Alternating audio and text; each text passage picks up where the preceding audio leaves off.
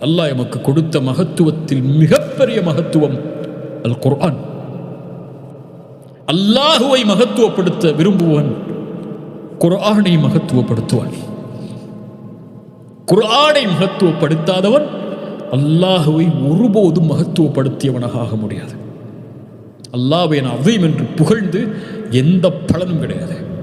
Love அன்ஸல்னா ஹாதல் குர்ஆன அலா ஜபல், நபியே இந்த குர்ஆனை ஒரு மலையின் மேல் இறக்கினால் அந்த மலையால் இதனுடைய மகத்துவத்தை தாங்க முடியாமல் வெடித்து சிதறிவிடும். அதை அல்லாஹ் நமக்கு வேதமாக கொடுத்திருக்கிறான். அல்லாஹ்வுடைய கலாமை அதை ரூஹ் என்று அழைக்கிறான். وَكَذَلِكَ أَوْحَيْنَا إِلَيْكَ رُوحًا مِنْ أَمْرِنَا. அல்லாஹ்வுடைய ரூஹில் இருந்து அல்லாஹ் ரப்புல் ஆலமீன் கொடுத்தது என்று சொல்கிறான். ரூஹ் அது. குர்ஆன் இல்லாத உள்ளம் மையித், மரணித்த உள்ளம் அது.